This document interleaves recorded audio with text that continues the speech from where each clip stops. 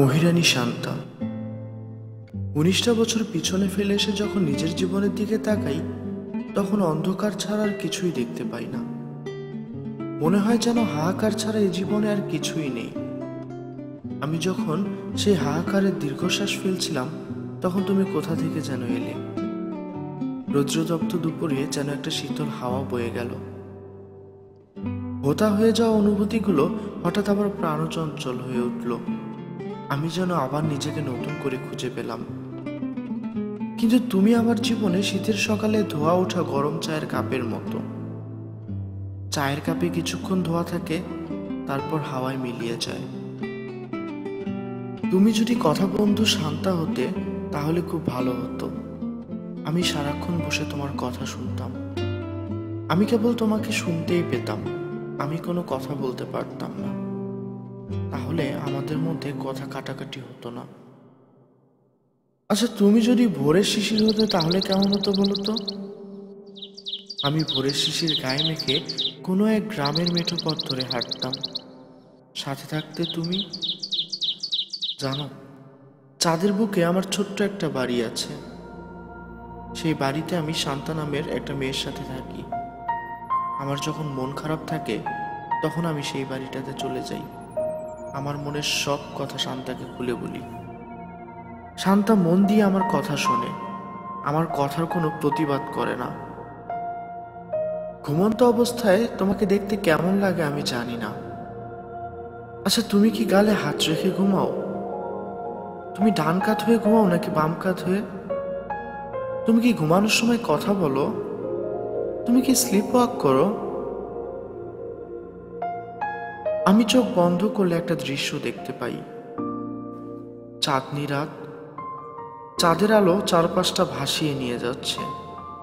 সমুদ্রের গর্জন, বাতাসে তোমার চুলগুলো এলোমেলো ভাবে উঠছে। তুমি আমার পাশে, হাতে হাত রেখে সমুদ্রের বিচে হাঁটছি। আমি সাধারণত স্বপ্ন দেখি না, কিন্তু কেন জানি না ইদানিং তোমাকে নিয়ে অনেক বেশি স্বপ্ন দেখছি। আমি স্বপ্ন দেখতে ভয় পাই। স্বপ্ন যদি স্বপ্নই থেকে যায়, স্বপ্ন যদি কখনো সত্যি না হয়। তুমি একদিন লাল বেনারসি শাড়ি পরে আমার সামনে এসে দাঁড়াবে।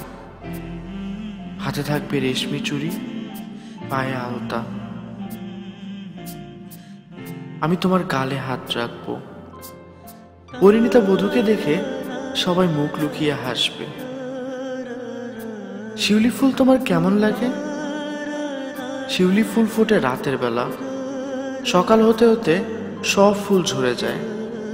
সকালবেলা শিউলি গাছতলায় গেলে চমক খেতে হয়। পুরো গাছতলা শুভ্র শিউলি ফুলের চাদরে ঢাকা থাকে। তুমি আমাকে ভালোবাসো, এই কথাটা আমি আমার মনের বিশ্বাস থেকে বললাম।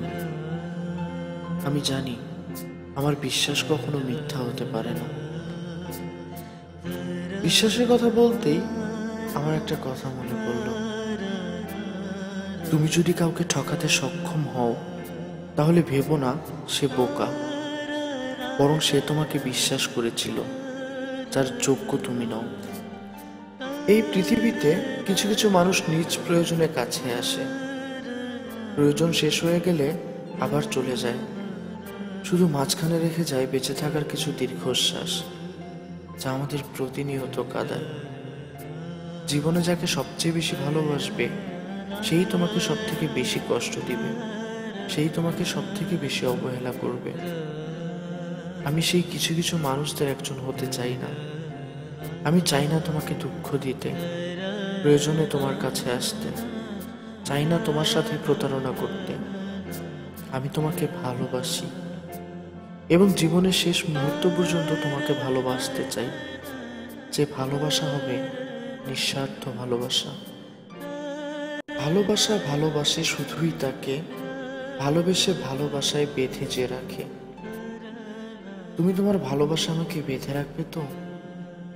তুমি যদি তোমার ভালোবাসা আমাকে বেঁধে রাখতে চাও তাহলে হয়তো আমি তোমার ভালোবাসার বন্ধনে আবদ্ধ হওয়ার জন্য যুগ যুগ ধরে অপেক্ষা করব।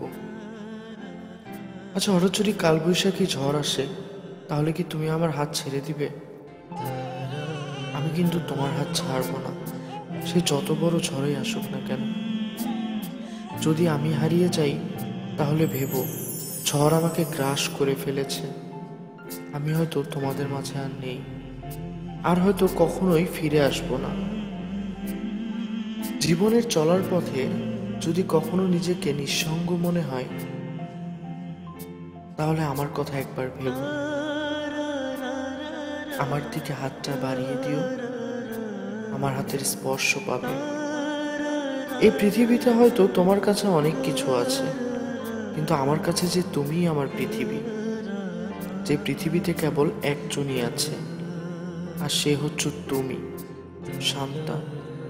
আর তোমার সাথে একটি ছেলে, যার কাছে তুমি ছাড়া আর কিছুই নেই। অবশ্য তোমার মতো মূল্যবান জিনিস যার কাছে আছে, তার আর কিছুই প্রয়োজন নেই। আমি অনেক দূরে চলে গেলাম, তোমাকে হারিয়ে ফেললাম। যখন বুঝলাম তোমাকে হারিয়ে ফেলছি, তখন তোমার কাছে আসতে চাইলাম, কিন্তু ততক্ষণে তুমি হারিয়ে গেছো। তোমাকে খুঁজতে খুঁজতে অনেকগুলো বছর কেটে গেল। আমার জীবনটাই পাল্টে গেল, একাকিত্ব জীবন।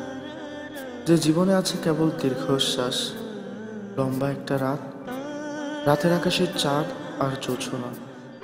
বারান্দায় বসে তোমার কথা ভাবতে ভাবতে কতগুলো রাত যে কাটিয়ে দিয়েছি, কত জোছনা যে দেখেছি। সে সময়টাতে সারা রাত জেগে জেগে তোমার কথা ভাবতাম, ক্লাস 5-এর স্মৃতিচারণ করতাম। 1 বছর 2 বছর করে করে যখন 8টা বছর কেটে গেল, তখন আমি হতাশ। আমি ভাবতাম তোমাকে কি আর কখনোই খুঁজে পাবো না। কিন্তু তারপরেও আমি আশা ছাড়িনি। আমার মনে আশা ছিল একবার হলেও তোমার সাথে আমার দেখা হবে। সেই 2005 সালের পর সেই আশা পূরণ হলো 2014 সালে। তোমাকে খুঁজে পেলাম সেই আগের মুখ, সেই ঠোঁট, কথা বলার ভঙ্গি, সেই ইগো। মহান আল্লাহ তাআলা আমাদেরকে আবার দেখা করিয়ে দিলেন। শান্তা, আজ আমি যখন এই চিঠি লিখছি, তখন আমি আবার সেই আগের রাতগুলোকে ফিরে পেয়েছি। তোমাকে কাছে পাওয়ার পর আমার আর রাত জাগা হয়নি, জোছনা দেখা হয়নি। আমি হয়তো একটু একটু করে আমার 8 বছরের অপেক্ষাকে ভুলতে বসেছিলাম, কিন্তু তা কি কখনো হয়? মানুষ নিঃসঙ্গ প্রাণী, জীবনের কোনো না কোনো এক সময় তাকে একা থাকতে হয়।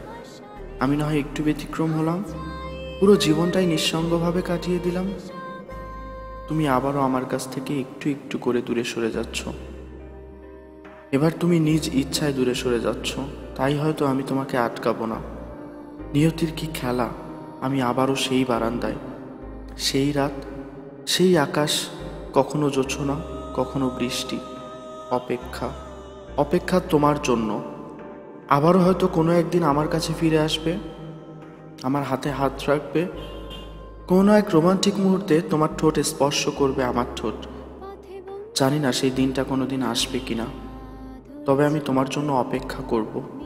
সে অপেক্ষা যদি হয় অনন্তকালের, হোক না। আমি তো তোমাকে ভালোবাসি, আর ভালোবেসে তোমার জন্য অপেক্ষা করতে পারবো না, তাই কি কখনো হয়?